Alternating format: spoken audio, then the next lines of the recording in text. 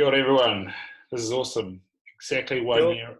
Exactly 1 year on. We've got the other half of the Educated Hunter, the other half of Ultimate OE Kuran Island on. You've got big shoes to fill, Kuran, because after that episode, Matt went to a storming lead, and he's the most listened to episode from last year. Although, Oh, really?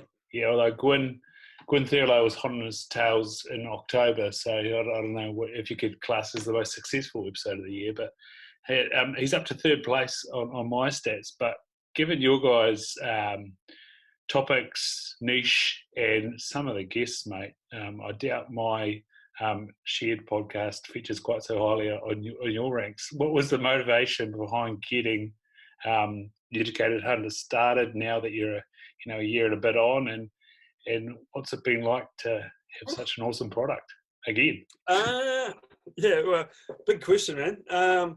I guess the Educated Hunter for us was about partly sharing what it is we do know from what we've done overseas. So it gave us a format to do that, but more importantly, it was really about trying to educate New Zealand hunters that whilst we sort of live in a bit of a utopia for hunting, we have failed to grasp the necessity to do some things well as hunters to keep it that way, or keep a version of. So I guess we were just trying to educate, and it's sort of, I guess it's only a flow on from the Ultimate OE, which, there's the other side of what we do, and that its whole origination in our business as a whole was really about just bettering the New Zealand hunter. And I don't mean that distastefully in the fact that New Zealand hunters aren't great at what they do, but there's a lot of learning from what happens elsewhere around the world that we are quite isolated from. And it would have been good if something was happening in that form. So that's why we started Ultimate OE, to get people over there and experiencing it firsthand and bringing back their version of that knowledge. And then the Educated Hunter was about a formal version from us and people that we knew that had shared different avenues of that. So it's a pretty big-winded directive, what we're trying to achieve, but it was kind of, I guess, our way of trying to, like I say, better hunting and hunters within New Zealand by actioning something, not just talking about it. Awesome. By talking about it. yeah, by talking about it. Exactly, there you go. So yeah, that's probably where it started, and like you touched on, we've had some good guests, I guess, if you like, but we've got some really cool ones coming up. But I think it was more, once you sort of branch into it, and I'm pretty sure you'll be finding it too, within whatever set demographic you sit within, everybody's wanting something better for that demographic, and it gets pretty easy to drum up a bit of support and people want to share their versions and stuff. Absolutely, mate. You're speaking about, for the betterment of the New Zealand hunter, not that New Zealand hunters are bad. I was listening to one of the social media legends of hunting, Remy Warren, today. He's talking about still hunting, and he was referencing New Zealand and the guys he's hunted with over here. So you're right. There's plenty of guys out there in New Zealand that bloody know what they're doing. And I was having a chat with the president of Deerstalkers the other day, and he was talking about those who are on the, shooting and hunting and shooting forum or whatever. Nimrod, he's a member of our club, and he said, mate, you've got to talk to him. That guy's an absolute killer. Yeah. We as a nation, I guess, we do lead the way in out and out hunt. I guess, I don't know, there's a few different things that I sort of personally sort of think we need to worry about in the way we word things, but in terms of guys that get out there and get after it, get on the hill, hours on the hill, we're amongst the best, and partly because we don't have any restrictive as to what we do. Yeah. The very thing that I probably try and push, or at least educate on the fact we maybe need some changes around, is probably the very thing that keeps us at the forefront of hunting. Mm-hmm. So it's sort of a double-edged sword, if you like. Yeah, and you touched on sort of the coming from overseas stuff. We've had a bloke from Scotland come over here, and anybody that interacts with expat people from the UK will say the reason they came here is they thought New Zealand was 20 years behind the UK, and so they were quite happy with how things were 20 years ago in the UK, so they Yeah, wanted to come over here and keep living it. But, yeah, and I guess that's sort of where Canada's caught in between. They've got this fantastic conservation model across the border, but they're also a descendant of the Commonwealth, and they're sort of mixed up in those sort of influences as well. Do you think there's Canada fits somewhere between Scotland and New Zealand? They might be 10 it's years, good. 10 years behind the UK. No, see, I think it's almost far out.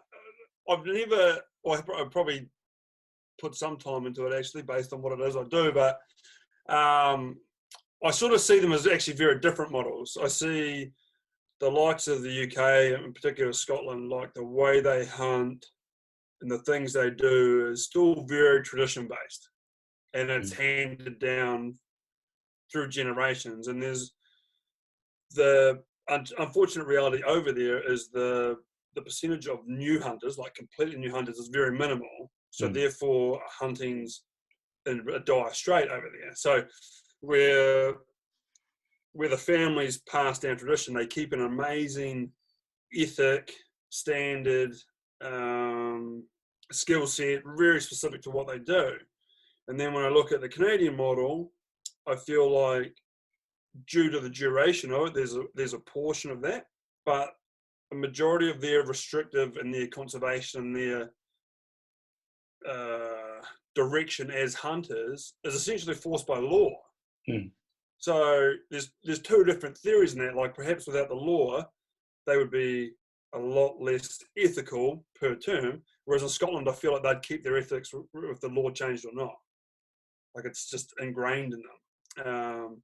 Now, that's big speaking from a high horse. I'm not, not bracketing everybody in the same boat there, but I think there's learnings from, both as to what a direction in which we could head in New Zealand. Mm-hmm.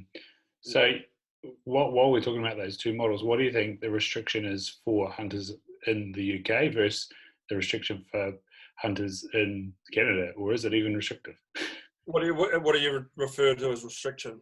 Like barriers to entry, things that would keep someone in the city and stop them making the effort. When I look at the UK, because I talk to obviously I talk to a lot of states, but I also talk to a lot of their training facilities around their professional hunters or their gillies and beat stalkers and so forth. So there is a huge demise in numbers even attending their training.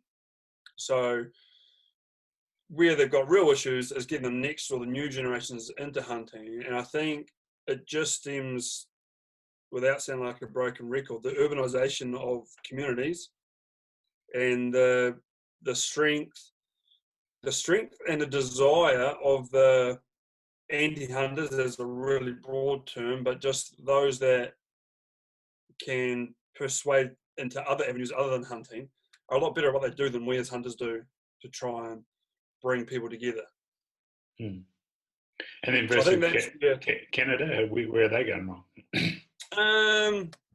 Their biggest restriction, and I guess where we fit in there with Ultimate OE, is again they face a little bit of that, but more so the same sort of guy or girl that traditionally took on a wrangling role, then a guiding role, is very manual and outdoor labour focused type person, and that's changing.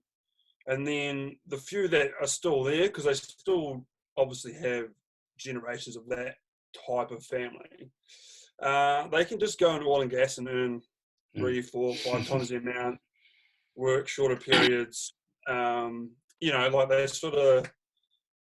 they don't need to worry about guiding anymore. Like where it used to be a career path, there's a little bit of stigma around.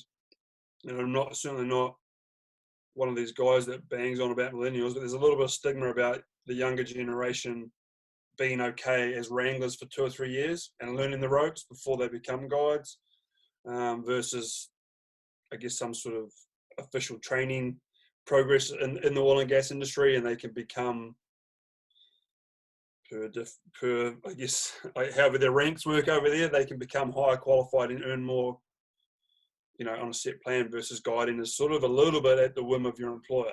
Yeah. It's not a formal process. You're just good enough when you're good enough. You brought up that word millennial, and I think I'm on the outer edge of it. But if you've listened to any of my episodes, I always start with what you did on the weekend, and you did one of those things that you speak about often as maybe we're going to lose in this country, but it's not going to be on your books by the sounds of things. What do you reckon the importance of camping is, mate? Because I grew up on the shores of Lake Wanaka every single year and absolutely loved it. Yeah. So I actually had this discussion today with my cousin, thankfully, probably for a bit of background material on me, because my daughter's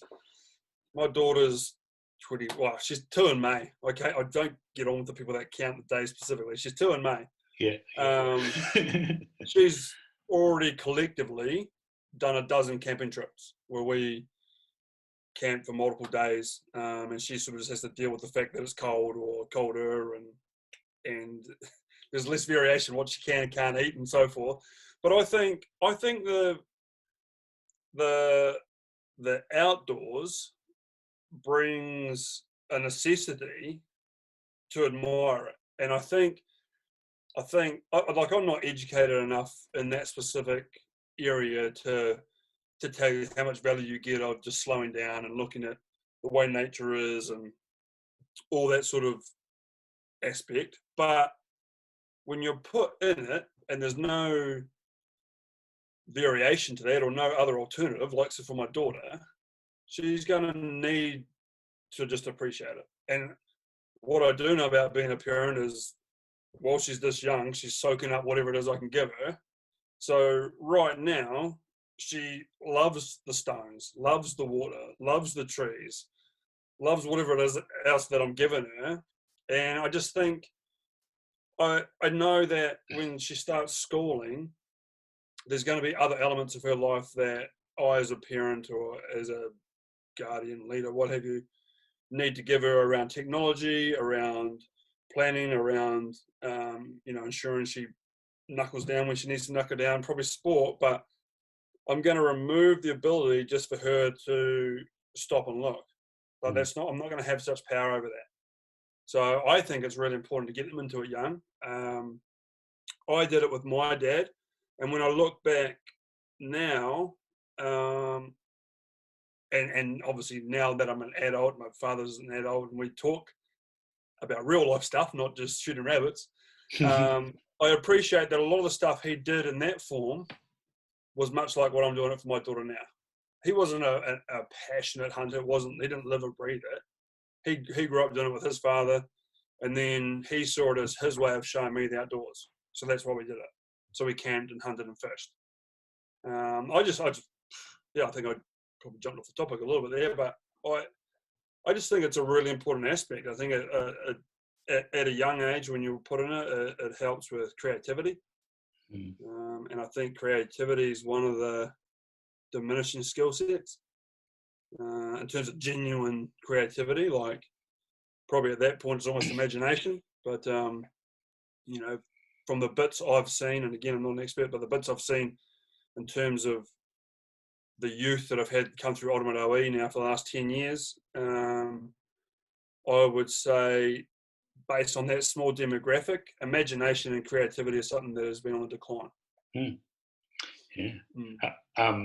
You just brought to mind an article that Matt Heath, of all people, wrote, and that was about his old man taking him to work and basically just sit there in the corner and think of what to do. I'm doing work. And I myself, my old man was a teacher, so there's the illusion that teachers have all these holidays, but actually it's they go to school and do marking or lesson planning or whatever it is. And so it was basically go with him, and he gave us the keys to the gym, and it was kind of like, entertain yourselves. And then you speak to camping, and it's kind of like, man, shit, I was bored. I used to just ride around and, like you say, throw stones, Yeah. Swim, try fish. No, didn't really be any good at that. But yeah, like you said, being bored stems a lot of creativity, Mm-hmm. and I always think of like there was two options growing up. Of course you could have watched the TV, but that wasn't, you weren't allowed that option. It was do some chores or figure out what you're going to do to stop being bored. Yeah. Well, I'm still. I don't know if I'm holding on to the old way of type. Like we're not allowed TV in my house. Yeah. Like we have a TV, but between me and my wife, we're too busy to actually watch any TV. And my daughter, she's basically got to find her own thing to do. So, Yeah. which is a little bit tough on her. And we did learn it was a hard lesson for ourselves. We went on holiday last year and we put her on a plane, and it was a pain in the ass because I just wished that she'd watch TV, but she had no interest in it. So, so I had to keep her entertained for the entire flight. So perhaps there's a lesson in that. Yeah, no, I'm familiar with that. A couple of trips back and forth from Australia. Yeah. Mate, you spoke about the purpose of Ultimate OE. What was the real pain that got you and Matt to go, you know what, we're going to do this for this country and for ourselves? Or was it you just saw such an opportunity? No, I definitely would have said we saw an opportunity, like in terms of, like basically we didn't really know how it was going to happen. Like, so we didn't fall across, like I said, a deliberate opportunity on how this would work. I actually worked with Matt's sister, and so how we come about becoming business. So, a bit of background there. We started our business and we'd never actually physically met, and we weren't friends. So, there you go. But so I worked with Matt's sister in Canada, and I guess in passing, I'd obviously spoke to her in part of Kuran's purpose and what he wanted to do for hunting in New Zealand. And Yeah. Matthew had obviously done the same. So more credit probably goes to Matthew's sister than Matthew and myself, because she was like, you two, and wording what she said, is that you two dickies, and he actually talked to you because you're saying the same thing. So I think we met briefly feeling intoxicated in Vegas, or maybe Reno, at one of the Golden Moose Awards, which is the hunting television show awards type thing. And that there was no content shared then. And then basically we just got in touch, and he knew some Canadian outfitters that I'd worked for, and I did some background checks on his character before we committed to anything. And then basically we got it started. And I think in our first year we did 13 people. So we certainly didn't hit the dizzying heights of making any money, but we sort of, I guess, pegged away at it and got it to the point now where like it's going pretty good, really. Yeah, like we're certainly achieving the underlying goal of what we want to do. Like when we see the guys and girls come back, just the way they hunt, the way they talk about hunting, the way they share hunting with their friends, and that's probably the cool aspect of it, is like, because we've seen like 300 or just over 350 to Canada now, and each one of them's got 3 or 4, half dozen tight hunting buddies. So essentially, in every hunting region of New Zealand, there's somebody that's done Ultimate OE or pretty close to, and then that little group of hunters sort of picks up on their now learnt skill set or theories, and like I'm definitely not putting my hand up or Ultimate OE's hand up as to an instigator of it, but there's certainly, when I look at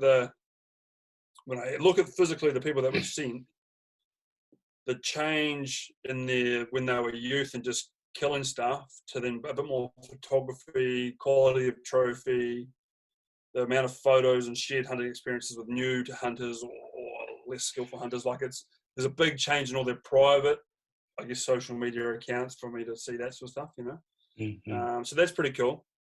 And then in terms of the other end of it, like for our outfitters in Canada and the States and Scotland, they can't get enough, really. So we're sort of helping both. So that's pretty good, Nice. Mate, you mentioned that word social media, which you always have a sort of a love-hate relationship come across in the podcast you do. I've got a massive love-hate relationship with it. I'm going to speak to one of the love parts about it, and I'm sure it's turned into a hate Okay. because Facebook's a nightmare. But and I brought this topic up with Paul Michaels, who came along 2 or 3 years after you guys, and I was in my final year of uni, and sure enough, this awesome overseas experience guiding in Canada came up on my Facebook all the time. How important do you think the timing of that launch and that tool in its infancy was? Yeah, like it was an amazing tool, and still is an amazing tool. And we do majority of interaction on social media. We don't do it well based on my love-hate relationship with it. Like I still do shows, I still visit some schools, and a few club meetings and so forth, but I would probably confidently say 80% is done social media now. Yeah. And Facebook being the bulk of that. Instagram's good for us, but it's definitely not our leader yet. And again, I know Matthew's listening to us, he'll be shaking his head, like it's largely due to my passion for Instagram. But is that a it sarcasm there? Yeah, it is an important tool for us. When you look at our demographic of 18 to 30 or 35, there's nothing else that really compares to where they're spending their time or where they're looking for opportunity. Shit, so there's hope for me yet. Is that 35 just to go to Canada? Yeah, 18 to 35 Canada. 18 to 30 basically for the UK at the moment. But we've got a I don't know. Actually, if you've got content you want to keep talking about, we can keep talking about that. But we've got another experience starting up next year, which won't have a age bracket on it. Oof. So, Gee whiz. Yeah, there is hope for me yet. Yeah. that missed opportunity post university. God, Yeah.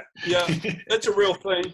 I tell you what is shameful, beyond more so than that, is still the amount of young Kiwis, particularly guys, but not only guys, so certainly some females that are still getting done for DIC. Shit, yeah, can't go. Yeah, like I probably, unfortunately have to say to 10 to a dozen people a year that I can't change that fact. You can't go. And even after, because I think there's a clause that it can get sort of wiped, is it still the case? If you ever had a record, you can't go? Yeah, basically, if it's been 5 years, it was a low threshold that they blew, and they've kept a clean record and all that. But when you look at, I guess, traveling post uni, post tertiary, post apprenticeship or whatever, like they tend to be pretty small windows. Life moves on, and so if the time is not right, they probably go ahead and find a different directive and then don't come back to travel. So yeah, it's a big deal. It's sort of every school I go and talk to or whatever, I always finish with that. Like, such a dumb way to lose an opportunity. Like for the likes of what we do, by the time they decide that they really want to have a go and they get to applying, and then it's a guy like me that tells them they can't because they did something dumb 2 years ago after having too many beers. Like, it's a dumb way to go. Yeah, mate, and you're in a sort of a area of the country that it's sort of a long way to go to get to the pub. Do you think it's a bit more prevalent, or the pubs a bit like many places and they're closing down? It's definitely rural sector for sure. Definitely rural sector, but I wouldn't think like Central Otago down here is any more than some of the rural communities in North Island. Unfortunately. And then there's student, it's all over, it's across the board, Yeah. But yeah, there's certainly something that's still happening. It's just a disappointing one for me. Yeah. So, mate, if someone does, actually go ahead and sign up with you, unlike I did, what do they expect from the initial trading camp? I guess it's called, isn't it? Yeah. So, well, basically, I guess to give you a ground on it, when you are accepted into the program, you're guaranteed a job. So the training's not, I guess, a pass or fail situation. It's part of the skill set. We do have obviously a clause in the legalities there that if you're really not right, then it's not going to work for either of us. So, but typically, we haven't needed to use that. So when we turn up at training, basically, say for Canada, we're looking at 10 days, 9 days of training. And it's actually a pretty full-on course. Like, we've had guys that are already guided in New Zealand, or guys that have done, a fair part in that sort of industry, and they're still set back by what it is that we're doing. So to run you through, because I've actually got training starting in 2 weeks' time here. Day one's obviously a bit of a meet and greet and an understanding of the role and how it works. And then we start, we start with pack saddling, because they have to learn to pack saddle and tie the diamond, because it's how essentially everything's shifted over there. So we essentially go through the theory and then start the practical, and that's the basis of that is essentially any spare time they've got during the course, they should be practicing that, because we'll assess them on that end of the training. So we start that sort of wraps up day one. We split up just like school camps, and take turns with cooking and cleaning and stuff. Like, there's some pretty basic skill set in that some people are still missing. One being able to cook, and two, essentially just being told that that's what you're doing for the night. Yeah. Wow. And then second day, depending on how the annual defrost is going, we do a full day of skinning. So for about 95% of the guys, this is the first time they've done any real trophy skinning. So they get an entire skin themselves, and we start with some basic fleshing, and then we basically take the head skins off, and then they turn the eyes, ears, nose, lips inside out, take the feet out, essentially get a skin through to when it would be salted, because we've got no power in the mountains, so it's a necessity for the trophy. So everybody has their own. They do it. They're hands-on with it. It's not just a theory lesson where they're supposed to watch that kind of thing, because some things have to be done practically. You can't just read a book on how to do it. You've got to get stuck in. And essentially why we use the goats is they're going to make mistakes, and it's better to be done on a goat than somebody's trophy. And then basically with that skill set that they've now learned, we set up a social media group, private group, post-training, and we hold them all accountable to going out and doing more, and doing more skinning and horse riding and whatever the other elements are that we require of them. And the reason that works so well is the guys that are strong in skinning, they'll always put a video up of the skinning, obviously. It's how it works. So that sort of fuels the guys that are maybe not so confident, or they might be better at horse riding. So it just fuels everybody along. Third day, we split up, and we're either doing chainsaws or Canadian firearms license. So we're the only provider outside of Canada to give them the firearms license. Awesome.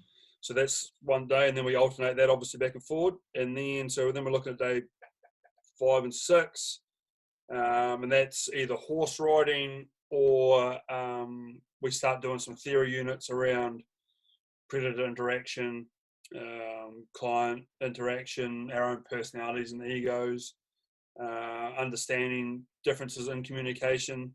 And then the next day we're all back together, and we do all the hunt legislation in Canada. We do some basics on trophy judging and so forth. And then basically getting towards the end, we start wrapping up with just ensuring all the admin's in line. So the admin for us is obviously the Canadian basics on social insurance numbers and insurances and bank accounts. We do a videography and photography unit, obviously, more so based on Matthew's background than mine, but and we sort of cover off, I guess, our own, we call it a social responsibility, but what it is we need to be talking to our loved ones about in terms of our boundaries and what we want to know while we're away, and what we're prepared to share, and where that sits. And then that sort of comes to the close of the course. So I probably missed a few things there, but it's pretty busy. But it's pretty good. Some guys come with some strengths and obvious weaknesses, and that's life. So we're there to sort of help them out with a few things. Fantastic. So when they get to Canada, they got to do the hunting part of things, or hunting licensing part of things. That's already done. No. They basically be in Vancouver for a couple of days sorting out their admin, and then they go straight to the mountains. Epic. And what's the sort of legalities of going to Scotland? They got so in terms of training rules? courses, Or no, in terms of like property rules and firearms and stuff like that. So basically, they're working over there. All our Scottish placements, they're working as gillies, so they're basically assisting what they call the beat stalker. So it's still an assistant guide relationship, but it's like I say, gilly and beat stalker. And so early in the season, they're basically doing the stags. So basically whatever's required in terms of that, in terms of helping with the stalks, retrieving the animal off the hill, then doing some larder work, which is the butchery aspect of it, based on all the deer that are harvested go straight into the food chain. So they essentially become a ante-mortem and a post-mortem assessor. So they do that for 2.5 months, essentially. And then post that, they start culling. So every estate is basically told, per se, that they've got X amount of deer they need to harvest off that land to keep it in perfect balance for all the other flora and fauna within the estate. So, and for some that'll be really quite high, for some that'll be quite low. But essentially, like one of our estates, the 3 guys there that I sent there last year, they shot just over 400 hinds and yearlings in 2.5 months. Wow. So they're doing a lot. Yeah. So it's a little bit like me doing those goats the other day. Like, it's good fun pulling the trigger without any disrespect, but then it's a big job post that. Yeah. Well, they didn't say you chuck them in the freezer? Yeah. So I've got all my skins. So I skin them all on the hill. All my goats, that is. I do a full body skin on the hill, take the skins out, and I take as much dog tucker as I can. But I don't know. I think I've got 30 goats in the freezer at the moment, so I certainly don't have that much dog tucker. I thought your dogs are supposed to be chasing pigs, mate. Oh shit, yeah. No, they're not allowed on the hill for that. They're kennel bound when I'm doing that sort of job. I don't. That's one of my basic rules. I don't shoot or kill anything else when I've got the dogs out. It's pigs or nothing. Yeah. And so even if a deer comes by, it's it's interesting. Come back later. Yeah. Basically, yeah. It's not what I'm there for. But more, the main reason is I spend so long stock proofing and distraction proofing the dogs that it seems counterintuitive for me to then go and show them that I'm doing it. I'm the leader. Yeah. So that's just one of my unwritten rules. Whatever other people do it differently, Yeah. So you mentioned Matt's skill set from his time working in camera work. Do you see some people just really latch onto that, and what sort of value does that bring to the outfitters over there if they've got a guide? It brings a massive value for them. So there's 2 reasons we do it. Well, there's more than 2, but the 2 main reasons we do it. At the end of the day, whether they head down a professional route with hunting or a high level recreational or whatever they head down in terms of hunting, this is still an overseas experience, still a portion of their life that they should be generating memories from. So, for us, it's really important that they can learn a little bit and take good quality photos, because guys will take just a shit ton of photos, but the reality is most of them are just terrible. And that's life. We now live in a world where we can take lots of photos and get rid of them real quickly. So it was important that the people were getting the best out of every time they click that camera or turn that video camera on. And then for our outfitters, like a little bit like everybody now playing the social game, like any good photo they can get that reps their brand or shows something, that they do in a positive light and quite well, like it's gold. Because these outfitters are all, well, basically they're older generation. But the reality is, when you start running a business, you ain't on the hill anymore, and you're not there to gather that content, and it's basically content's a necessity in this day and world, you know. Yeah. So with the guys in Canada that are running these outfits, Yeah. is that their property, or are they leasing some land? No, Or? so it's sort of they're leases. They're a little bit like a mining lease, or even a original farming lease here. Like they lease the land, and they basically, it's just on a continual lapse over. So it's not something they're ever going to lose through lease, but they hold the right to hunt from it. So other people can still hunt it, like residents can still hunt it, but nobody else can charge for hunting on it. Essentially, that's a real briefed down sort of version of it. Yeah. Yeah, and so you mentioned the estates in Scotland having a cull a certain number so that the rest of the fauna and flora can flourish. What's their sort of governance in the way they run things? Well, the difficulty they got there is they've got predators doing a fair portion for them. Yeah. And what really needs to happen is there needs to be more action on the predators. Mm-hmm. But you try and push that in downtown Vancouver at the moment, it's not going to go very well for anybody. So that's probably where it needs to be more. And they've got great organisations. We've got a podcast coming out soon with the presidents of the Guide and Outfitting Association of British Columbia. Awesome. And they do a lot in terms of habitat and in terms of management, but they're still really struggling with being able to manage predators. Like they banned the grizzly bear there a few years ago, and the negative interaction is percentages are increasing all the time. Mm-hmm. And it's not for anybody's benefit, but the unfortunate reality is, when as a hunter you sort of put your hand up and say it's getting bad, they basically tell you to not be there. It won't be until, dare I say it, some local wearing jogger in Vancouver gets mowed down by a grizzly that they'll be like, shit, there's too many grizzlies. But that's a big topic.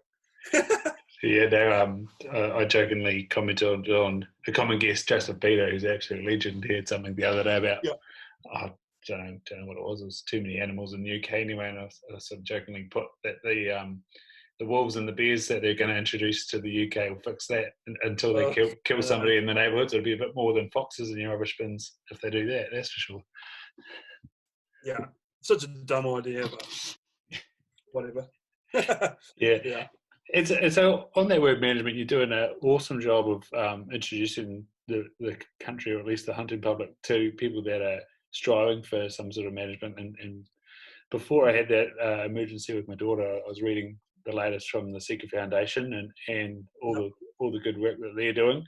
Do you think that that's where the Scottish perspective is going to really help us understand how we look after some species without much, natural control? Now this is a big topic, man, because I've sort of got my own theories on a few of these things. Yes, you're right, but for me, I think probably one of the bigger mind shifts we need to get our head around. I'm smirking internally because I know Matthew's going, "Don't go there, Kuran," and I'm going, "No, we can go there." I feel like we as hunters in New Zealand actually need to figure out what it is we're trying to defend, because our wording is hunting, but our definition is killing a lot of deer or pigs or tahr, and necessity in other countries would mean that it isn't that. So when we want to defend hunting and we sort of say that it's not fair that they're culling tahr or they're using 1080 or they're waros in there, has it actually diminished our hunting? Like, I get that not being successful in every hunt is a diminished experience, but only compared to what our comparative is. Like, we can still put on our boots. We still live in a country where we can hunt vast majority of the country. We can still go and do overnight experiences. We can still be successful, but that's not our version of hunting. Our version of hunting has always been successful, perhaps on multiple animals. And when we talk about, Matthew, for example, living in Canada, including our trip last year, and he did a couple of mule deer hunts. He did a goat hunt, a blacktail hunt, 3 weeks with me. So he probably spent 6 to 8 weeks in the mountains hunting last year. Didn't pull the trigger at all. Now, that's not a high horse thing, but that was still hunting. And they defend their right to do that way more passionate than we do. Like, we're more worried that the deer are getting worried, or, and we definitely need some management around that so the animals don't demise. Because I fully understand that if the numbers were really depleted, then the likelihood of new hunters taking up the sport would diminish too, and that's not good for hunting. Like, I understand all that. I'm not definitely not a black and white picture for me, but I think one of the things we need to get our head around as New Zealand hunters is essentially that: are we defending the fact that we still want to be hunting and we want to be able to share hunting with our children, or are we defending the fact that we want to be able to go out and see 20 deer and shoot 4 for the day? Because maybe we've got to find somewhere in between. Yeah. Now, here's one for you. This happened to me today, and I wasn't actually happy with my response. I You never are. When you're caught in the moment, it's never what you sit there. Well, I do anyway. I sit there and go, like, if anybody asks me this, I'm going to nail it. And then it happens. It's like, damn it. That was one of these. They're lovely older lady. She was. I don't know how I got to the point of telling about I was going to the park and see various things. And she said, "What are you doing there?" I go, "Hunting." And she said, "Oh, you can't kill things." And I said, "Well, other things do." And then she said, "Oh, but if none of us killed anything, and if we got rid of guns, then there'd be no killing." And I was just basically didn't have anything more to say, because I was like, "Man, this is a can of worms," and I didn't have to stop. And I said, "But they're pests." And I was just like, then I thought, "Oh, that's the wrong freaking answer." Yeah, it is the wrong answer, exactly. But I don't know. As hunters, we all get put in that predicament where we come up with something, and it's like it's always ego based. We're always trying to defend ourselves, and that's just part of it. That's the way we're underwritten, I think. But it is a hard one. I have it quite a lot, like, especially when you start talking, like, it's one thing to validate hunting, shooting a deer, bringing it home, and eating it, sharing it with your family. But then it's a different to, and it shouldn't be any different, but it's a different argument than when they're trying to justify why somebody's paid so much to shoot said animal, and like, they come from very different directions. Yeah, and immediately when you think about it post hoc, it's like their association is hunting is killing is with guns, and so guns are all bad, so hunting's bad. And you go, I guess maybe out of this is a great derivative from Bambi, though. Right? That's where they sort of learn stuff. That's therein lies part of the big problem. That's that harping right back to it. Like, that's the unfortunate reality or the understanding of a lot of people. Like, we are a minority, and that's why I and we as the educated hunter or the ultimate ON feel that we need to be leading the internal change versus it being reactive, I think. Because we're one of the few countries that still have that ability. Like, when you talk about Canada, when you talk about Scotland, like, that decision's already made. They're already flat tack minorities, and they're basically just doing all they can to tread water. Where at least, and I've talked about this before, like, at least we still live in a society, the fact, even though it's changing a lot, somebody within our family or close-knit community we know and understand as hunters and gatherers. So we still have that small association. When when that's another generation away, and like it's hard for me to imagine, but when you know nothing of hunting, nothing of camping, nothing of the outdoors, and you see a staff article or a social media post saying that the hunters are upset because now they're trying to take their bolt actions off them, they're like, well, I don't give a shit. I don't even have a bolt action. That's where the trouble lies. So we need to be doing all we can to, in my thinking, encourage new people into the sport, but also share the positive messages about what we do, you know, and try as best we can educate. But you can't educate when they don't want to be educated either, so it's tough. Yeah, the interesting thing about this old lady is her son is a hunter. Right. Yeah. No, Yeah.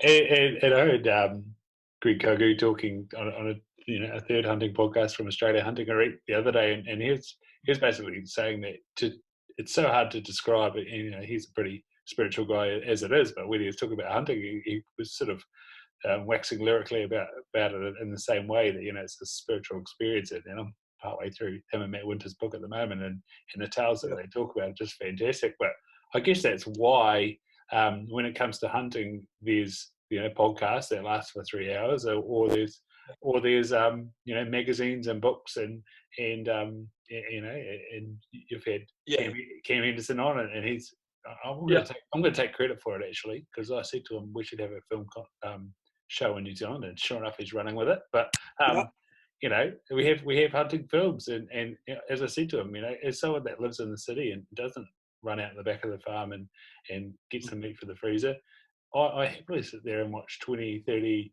or in the case of Paul Michael's 2 hour long bloody hunting show. We are a passionate bunch.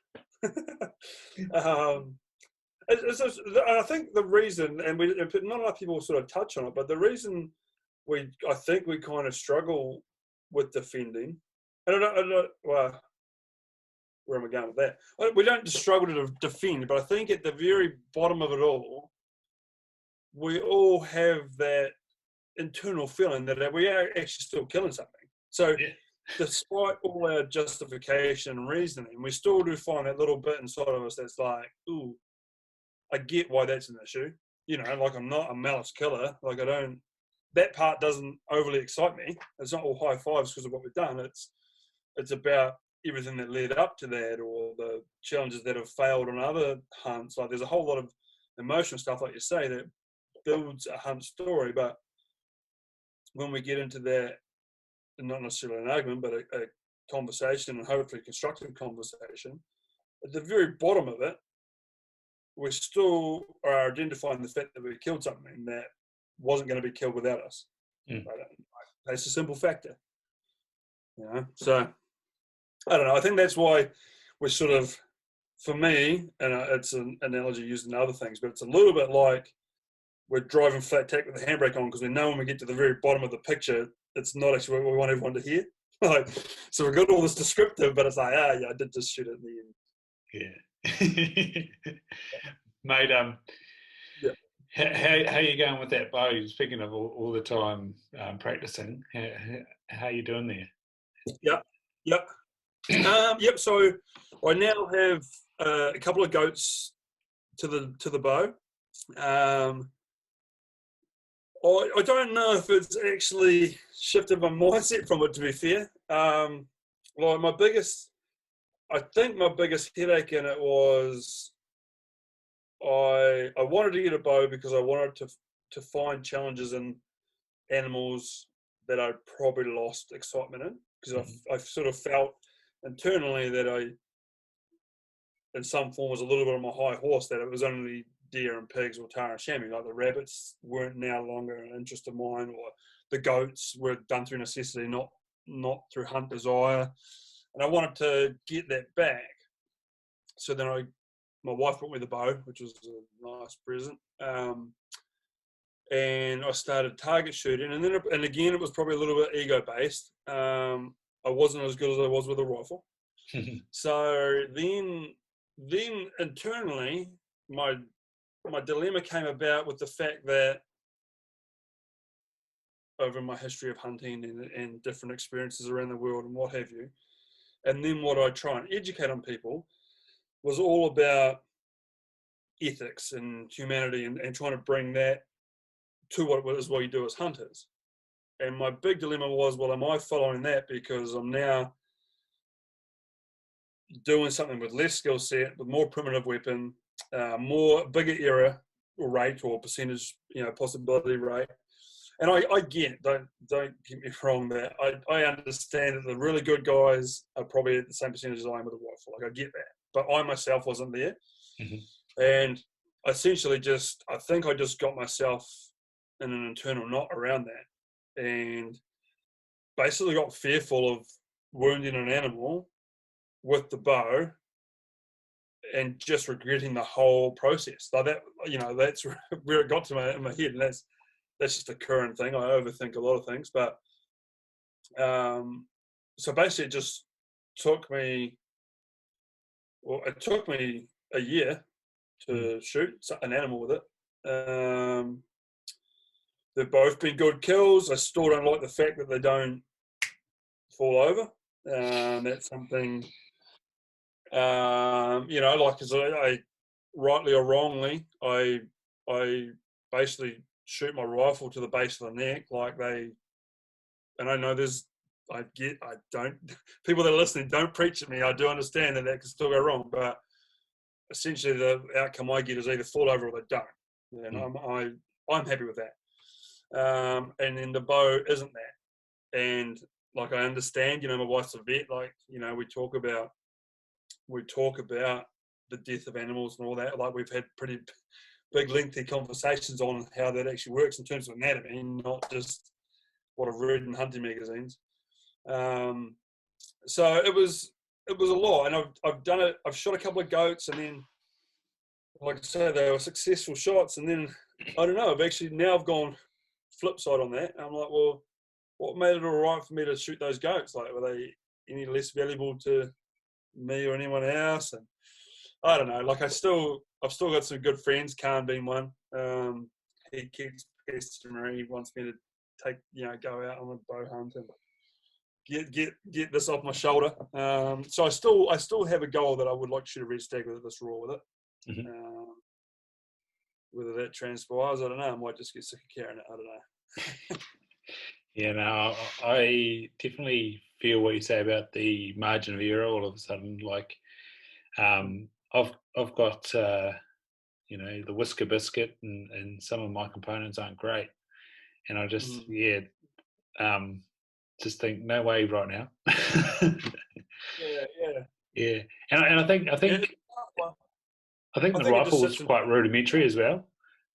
Yeah, like it's like the bullet. It's kind of an easier understanding. Like, fast moving projectile comes out of there. You line it up, and it should go there.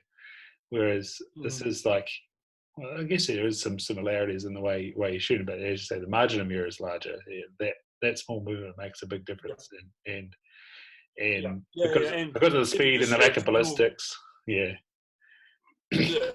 your external factors like your winds and your small bits of scrub or bush that you don't visually see because of what you're doing at the time, and there's a lot going on. Like, and for me, it's even the fact that and I've guided clients that are bow hunters, and like, it's the animal, because of the time delay and what's happening. Like, the animals can take half a step, and that matters a lot. It doesn't, not so much with the rifle, but with the bow it does. And so I think it's just an internal thing that, like, I think an 18-year-old Kuran wouldn't certainly hold it like this. Like, he'd have probably a fairly large story to tell you right now, but unfortunately I don't. I've got a target that's got a heap of holes in it, really. Yeah. But yeah, it's something that I will get around. Like, there's aspects that I like, because I do see potentially in the future, like, probably more interest in photography of these sort of species and stuff. So the skill set learnt through bow hunting would bring me closer in line with that as well. Or the type of photography I'd like to do. You can take good photos with the iPhone and spotting scope, but that's not what I'd like. You still don't get the emotion of the animal when you're that far away. So yeah, it's sort of just a long-winded 3-step process for Kuran's future, I guess. Yeah.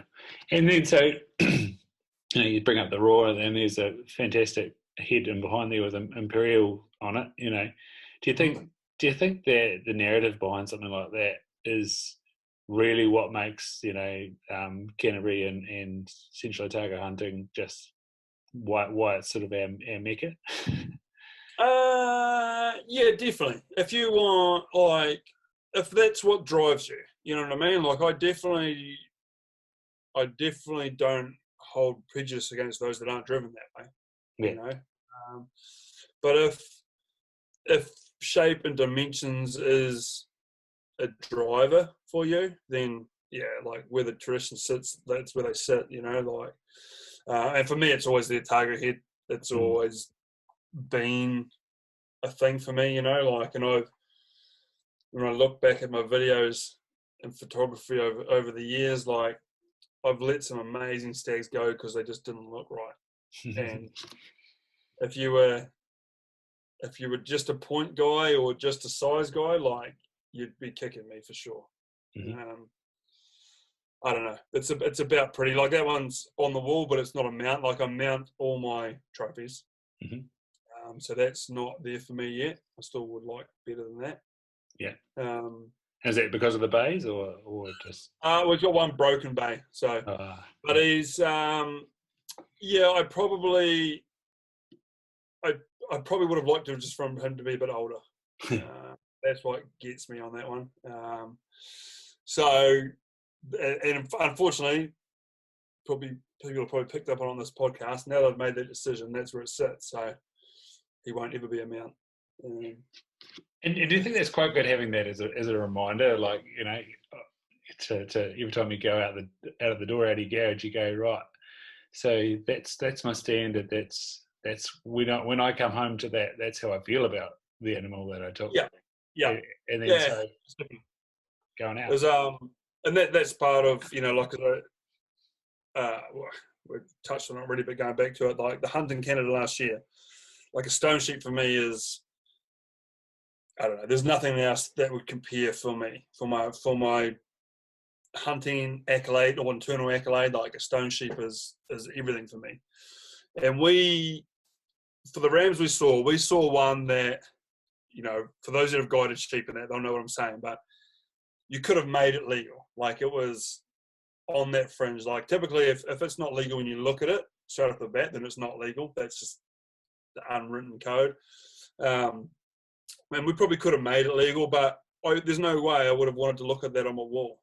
I just wouldn't have wanted to spend the rest of my life looking at it going, it's just legal. Like, when you look around at my mounts on my walls, I've shot or turned down bigger than some of the mounts on my walls in different species, but they're all older, and they've all probably, like some of my deer species, they're typically going back a year.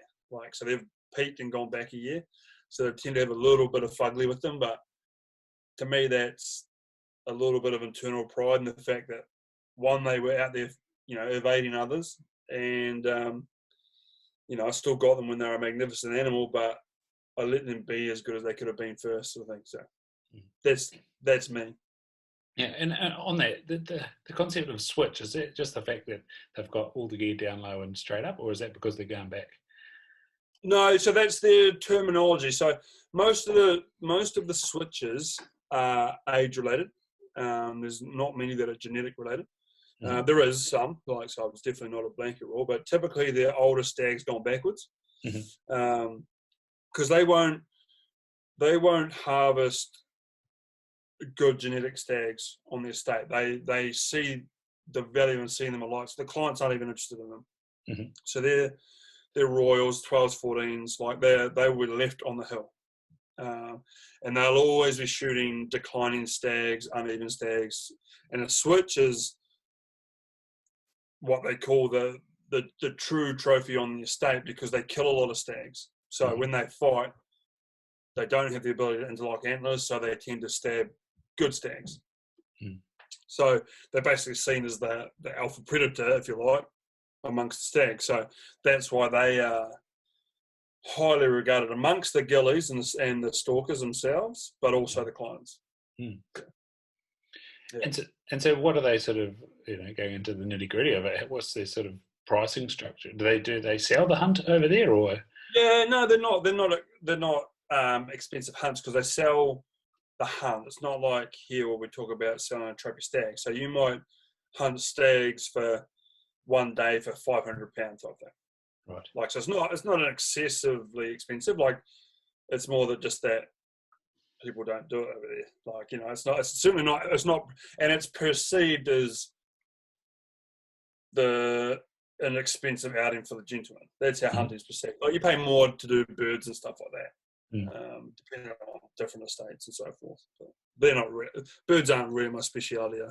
Me and shotguns were part of the ways a while ago. for the right reasons. Yeah, but it's our concept in New Zealand. Of course, we've got our historical herds or things that were introduced, and we're talking about the Imperials and the Otago and Ragai and that sort of stuff. And then our perception of gigantic red, when people from the States say to me, "Oh, do you hunt red stag?" I'm like, well, yeah, of course I do. But it's like there's the red stag and there's what they think red stag is. Do you think that, again, this conjecture of DIY and conjecture of coming here and doing it for free and learning the knowledge off the locals and don't worry about it, although I see there's some sort of export tax system starting to go through. Yeah. But do you think that the fact that that's being broadcast as a true natured animals is going to sort of I don't know, might hinder that idea, that, or do you think it's going to be about the adventure? The person that comes to DIY is coming up for the adventure. Oh, they're definitely coming for the adventure, and there is an ever-growing understanding that, and this is neither here nor there for those involved in the industry, like, there is a growing understanding that a true wild, with nothing gained in human interaction, a true wild stag is not like what they see in the brochures. There is a growing understanding on that. So, and then, for the purists, they can look back in the history and see what were great stags and what are great stags. And so therefore you start to see the real difference. I think my interpretation of it is essentially the high fence enhanced in some form, be it breeding or supplementation or what have you, for any reason, stag still has a perfectly good market. Like, there's still a hunter that needs to come on a short time frame or is driven by exceptional sizes or exceptional lengths. Like, every hunter has their own ambition, and what we need to understand as hunters is it might not always be the same as ours. So that's fine. And then there's the genuine free range guys, and the unfortunate reality is why there's not more of that. It's hard to compete financially against the park there. The facilities are better, the costs are about the same, but if you're going to spend the same money on a Mini or a Ferrari, in their eyes, where would you put your money? Like, and that's not my vision, but it's, that's kind of where we're at. So, there's a couple of guys that are doing really well in the free range stag market. Chris McCarthy's one. His podcast will be coming out soon with us. He's really doing something quite special for free range red stag hunting. And he's doing some little bits that, essentially when as a business owner or whatever you want to decide for yourself as, when you start doing extra bits, they're a straight cost. He doesn't gain much from them. So, but he's recreated like his, the Otago Heads book, for his clients, and which is, that's a really cool, unique difference for him, and his wording is shifting to using tags. So he's got 10 tags for these stags to shoot a year. It's not unlimited. It's not he's not going to get more in for the sake of it. Like, that's what he does. Like little things like that are really starting to shift. And then, last year was the first year he did SCI, which is, most of the people will know, but it's, the big conference where hunts are sold internationally.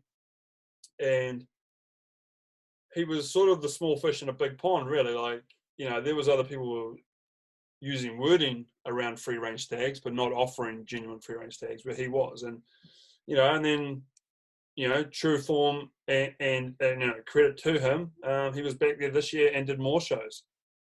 So there is a shift. It's just going to take some people to want to do it. And then I think if somewhere we can find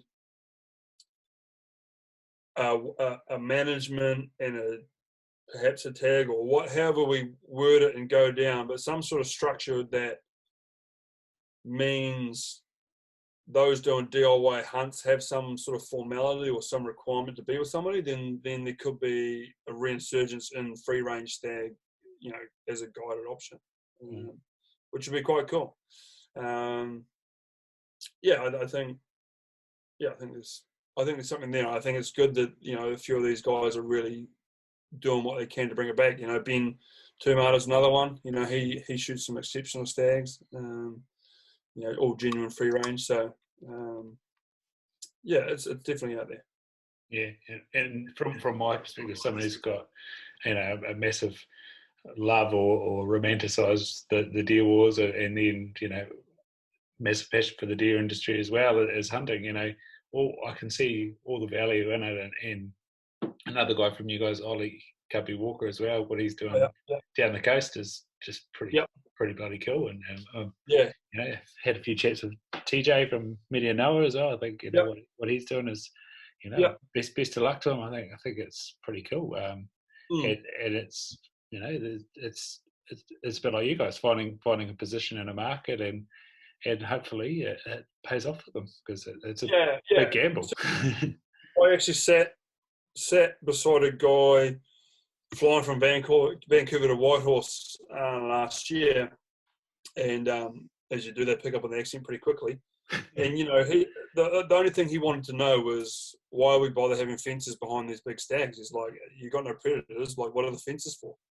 Like, he saw right through it, and he's like, well, why are they even in there? They don't even look like your proper stags, And that was through no prompt of mine. Like, it's sort of my unwritten rule that when I'm, I guess, in the hunting industry, that I'm also in part repping New Zealand. So it's silly of me to sway one way or the other, like I've got my own beliefs, but it's not right for me to talk negatively of any descriptive or direction of the industry. We need every single one that's sitting in that industry at the moment. Yeah, absolutely, and I think that's where and we face this within optometry. Like, we're an independent practice. There's groups, there's Specsavers, there's OPSM.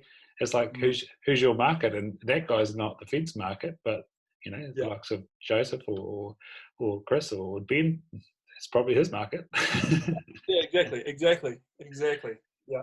And they're out there, and when you put comparatives on it, so the guys that, because my last few seasons in Canada was more backpack sheep hunting, and so they're a younger demographic. So all of a sudden you've got guys in their more so 30s, but 30s and 40s that are capable of backpacking, capable of walking, capable of carrying their own gear, and they're spending $50,000 on a sheep hunt.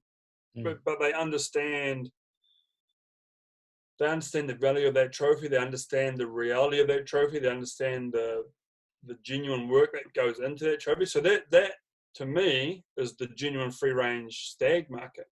And if somewhere along the line those dots can line up for the guys that dig their toes in and stick at it, it could be financial for them. And I hope it is. Yeah, and I guess that was sort of the value of having Brian Call on. Like, say what you will about his relationships and the fact that he'd been to Cardrona before, but that was what you just said there is exactly what he was getting at, is that, for me to go on this adventure and do a sheep hunt, which would be an absolute dream, but have to drop 50k, Yep. or to come to New Zealand, go free range, go into the mountains and pick up, I think there's four tar and a chamois, like, Yeah. He's Yeah. been Yeah. he's been a third of the money. Yeah. Yeah. It's one of those internal battles, like I sort of sit, as much as I understand business and I understand the need for it, and like I say, we need every part of that puzzle to be there. It's sort of I internally I don't like when they go, "Oh, we went to New Zealand because it was cheaper." I'm like, like, had you just said you really wanted to shoot a tar, that would have just sat with me okay. So I do have a wee bit of an internal thing on that, but I think,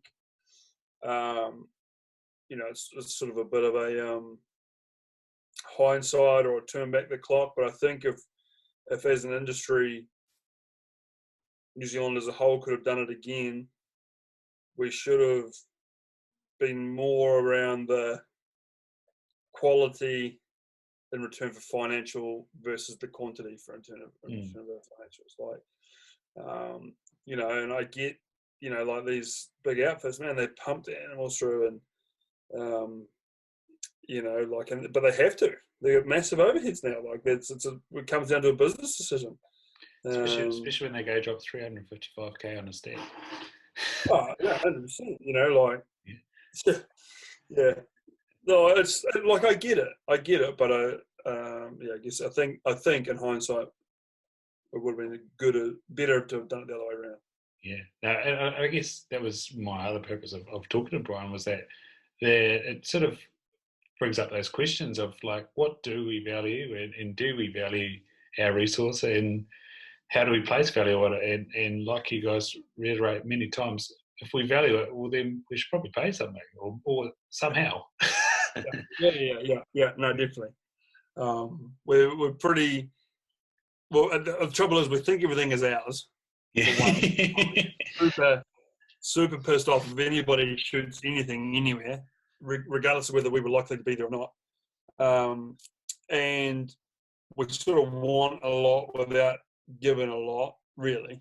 And that got heightened when the TAR Foundation quickly had to rally together and set about raising some money. Like, that was the first time I think the hunt public in New Zealand really united. And it was through necessity. It was not, had we just started that on the goodwill, I don't think it would have gone anywhere near like it did. We were really sort of, it was more a reaction to being pushed into a corner that we weren't happy with. But it was the first time we really got together, and I think that's maybe that was a start point for us understanding that we need to pay or become something that contributes a bit more than what we have been doing. Yeah, absolutely, mate. This has been wicked, and I hope you do pip out Matt, because that'd be sensational. Well, you should have probably raised it, because if he hears this, well, when he hears this, it's just going to be an internal battle for us now. Oh, that's good. It's good. Nothing like friendly competition, as you said, with your social media group for your Ultimate OE people. It's who's better at what, and it pushes the others on. Yeah, exactly, mate. Yeah. So you're just an outdoors guy on Instagram. Your favourite place? Yeah. the Ultimate OE's Facebook, Instagram. Ultimate OE Hunting on Facebook. The Educator Hunter on Facebook. Just an outdoor guy on Instagram. Ultimate OE Hunting on Instagram. And then we've got this new thing coming in next year, so stay tuned for that one. It'll be cool. Wicked. So the easy place to find Kuran is just in the show notes, mate. I usually get people to leave us with something. What's a thing that keeps showing up in your life, or doesn't do you wrong, that you sort of keep thinking about, or even just a quote you live your life by, or something like that? Okay, here's one without sounding super emotional. Yeah. What we as guys need to do, and this is going to come way out of left field, what the fuck, Karen? We as guys, in relationships need to figure out the love language of our partner. Otherwise, we're just wasting our time. Right. Yeah, love It's languages. a big one. They're a simple online test if you're looking for it. Maybe I'll put that in the show notes too. Find your love language. Maybe, or the book I go to is I've read is the Love Languages by 5 Love Languages by Gary Chapman, I think it is. Yeah. I don't quite exactly that, but I think it's that. Cool. Yeah. Like, whew, it's a game changer. when as a typical male, you start thinking about the other half. It's like, oh yeah, that makes sense now. I've been having that conversation lately with my sister-in-law. She's like, "What is that?" And I was like, "Oh, it's just like things that you appreciate and that you do and think that people appreciate it." And she's like, "Oh yeah, like doing the dishes." I was like, "Oh yeah, you're an acts of service type person, then, aren't you?" Yeah, exactly. Yeah. So, no, awesome. No, that is a left fielder to leave us with. Awesome, I like it. Yeah. No worries at all. Cheers, Thanks man. for the chat. Yeah, absolutely. I'll press stop. Lovely.